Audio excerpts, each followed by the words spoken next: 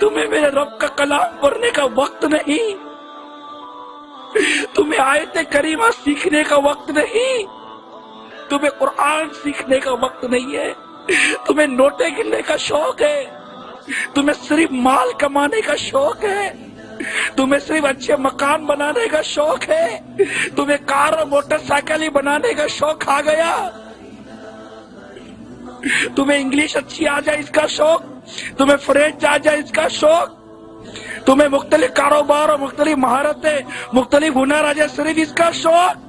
میرے رب کا کلام سیکھنے کا تمہیں ہوش نہیں، میرے رب کا کلام سیکھنے کا تمہیں سمجھ نہیں، تم اس قرآن کو نہیں سیکھو گے جو میرے رب نے نازل کیا، میرے آقا کے قلب اطہر پر نازل ہوا، جس میں ہمارے لیے ہدایت ہے، ہمارے لیے رہنمائی ہے۔ یہ قرآن جو ہماری شفاعت کرے گا ہمیں رب سے بخشوائے گا۔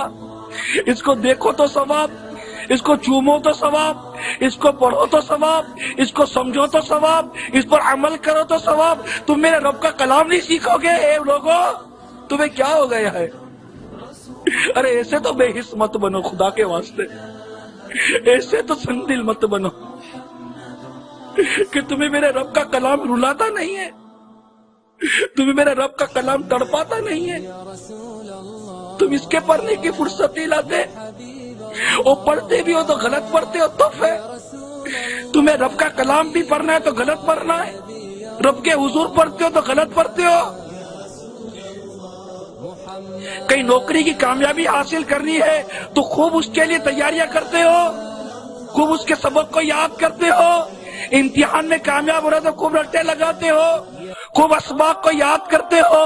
قبر میں کامیاب ہونے کا تمہیں کوئی احساس نہیں، نزا کی سختیاں آسان ہو جائے اس کا کوئی احساس نہیں، ایمان سلامت دے کر کامیاب ہو جاؤ کوئی احساس نہیں، حشر کے امتحان میں کامیاب ہو جاؤ کوئی احساس نہیں۔ اللہ تبارک تعالیٰ اپنی رحمت سے مجھے جنت میں داخل کر دے، میں رب کی رحمت کو ابھارنے کے لیے قرآن سیکھ لوں، اس کا کوئی احساس نہیں۔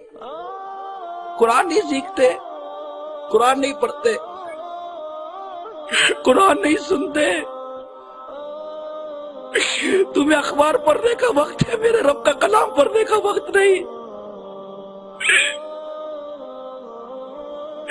تمہیں دنیا کے فنون سیکھنے کا وقت ہے، اللہ کی راہ میں سفر کرنے کا وقت نہیں، علم دین سیکھنے کا وقت نہیں۔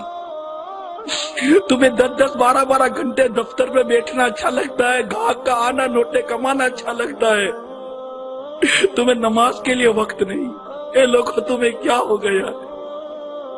اے میرے اسلامی بھائیوں تمہیں کیا ہو گیا ہے؟ کیا ہو گیا ہے؟ ارے ایسے تو اندھے مت بنو دنیا کی محبت میں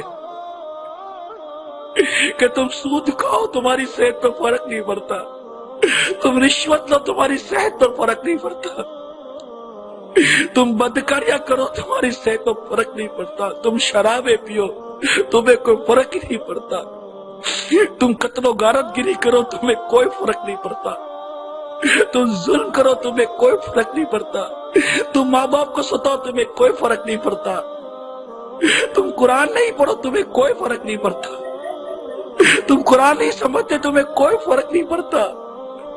ارے تم اور ہم خوف خدا سے اخلاق کے ساتھ روتے ہی نہیں، ہماری صحت پہ کوئی فرق ہی نہیں پڑتا، کوئی احساس ہی نہیں ہے، کوئی فیلنگ ہی نہیں ہے، کوئی سوچ ہی نہیں ہے، کوئی غور ہی نہیں کرتا، کسی کو پڑھی نہیں ہے کہ میرا بنے گا کیا، کیا بنے گا۔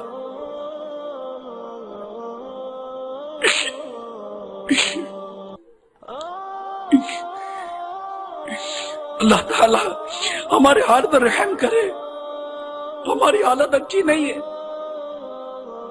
ہماری حالت اچھی نہیں ہے، ہم تو گناہ کو یاد کر کے بھی نہیں روتے، جبکہ تکلف کے ساتھ رونے کے لیے تو باقاعدہ کہا گیا کہ اپنے گناہ کو یاد کر کے روئے، رونے تکلف کے ساتھ روئے، سوچے تو صحیح، سر پر ہاتھ رکھ کر بیٹھے تو صحیح میں کر کیا رہا ہوں، کیا کر رہا ہوں، یہ میری زندگی ہے، کیا مجھے میرے رب نے اس لیے پیدا کیا کہ میں صبح سے لے کے رات تک اس کو ناراضی کرتا رہوں؟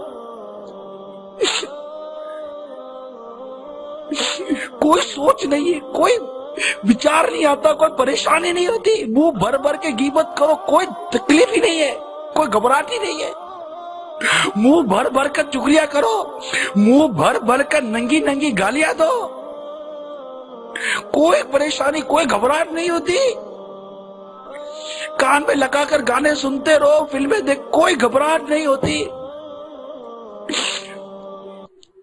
بزرگوں نے لکھا ہے کہ اپنے گناہوں کو یاد کر کے تکلف کے ساتھ روئے, اور پھر فرمایا اگر اس پہ بھی تمہیں رونا نہ آئے, تمہارا دل اگر اتنا سخت ہو گیا کہ اس پر بھی رونا نہ آئے, تو اپنی دل کی سختی پر ہی رو لے, اسی پر رو لے کہ میرا دل اتنا سخت ہو گیا, میرا دل پتھر سے زیادہ سخت ہو گیا, میرا دل کالا کالا سیاہ ہو گیا. تو قرآن کی تلاوت کرو تب بھی رونا نہیں آتا, کوئی رونے کی بات کرے تب بھی رونا نہیں آتا. گویا کیسا لگتا تھا, روایت میرے اوپر صادق آئی کہ جب بندہ گناہ کرتا ہے تو دل پر ایک سیاہ نقطہ لگ جاتا ہے, پھر گناہ کرتا پھر سیاہ نقطہ لگ جاتا ہے, یہاں تک کہ گناہ کرتے کرتے اس کا دل کالا سیاہ ہو جاتا ہے. اس کی علامتیں بیان کی گئی کتابوں کے اندر کہ سیاہ دل کی علامت یہ ہے کہ اب اس کے دل پر نصیحت اثر نہیں کرتی.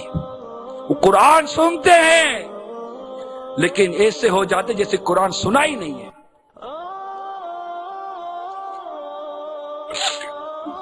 اپنے رب کے کلام سے محبت کرو میرے پیارے اسلامی بھائیوں, اپنے رب کے کلام سے محبت کرو. یہ قرآن تمہیں دنیا میں سرخرو کرے گا, یہ قرآن تمہارے وقار کو بلند کرے گا, یہ قرآن تمہارے زوال کو ختم کر کے تمہیں عروج عطا کرے گا. میرے رب کے کلام کو پکڑو, میرے رب کے کلام کو سنو, میرے رب کے کلام کو سمجھو, میرے رب کے کلام سے محبت کرو اسلامی بھائیوں, اور آؤ اس قرآن کو پڑھے, سمجھے, سیکھے اور اسے ٹوٹ کر محبت کرے, ٹوٹ کر محبت کرے قرآن سے. اس کے بغیر مزہ ہی نہ آئے. بھائی میں نے قرآن نہیں پڑھا آج کے دن, مجھے نیند کیسے آئے گی؟ میں نے قرآن ہی نہیں پڑھا آج کا دن, کھولا ہی نہیں.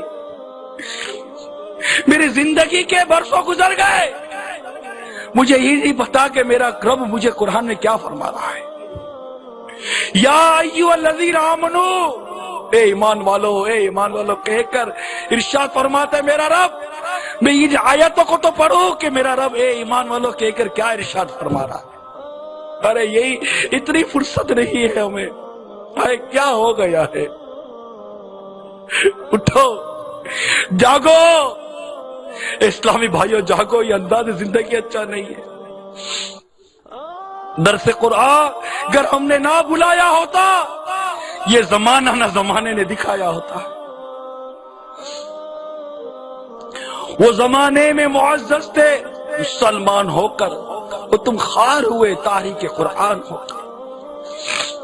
قرآن کی تعلیمات کو بھول گئے, قرآن کو پڑھنا بھول گئے, قرآن کو سیکھنا بھول گئے, قرآن کو سمجھنا بھول گئے. ارے قرآن سن کر یا پڑھ کر رونا بھی بھول گئے. قرآن پاک کی تلاوت کی یہ برکت ہے کہ روایتوں میں آیا جس طرح لوہے کو زنگ لگ جاتا ہے, دلوں کو بھی زنگ لگ جاتا ہے. اور دلوں کے زنگ کا علاج میرے آقا صلی اللہ تعالی وسلم نے یہ ارشاد فرمایا, موت کی یاد و قرآن کی تلاوت.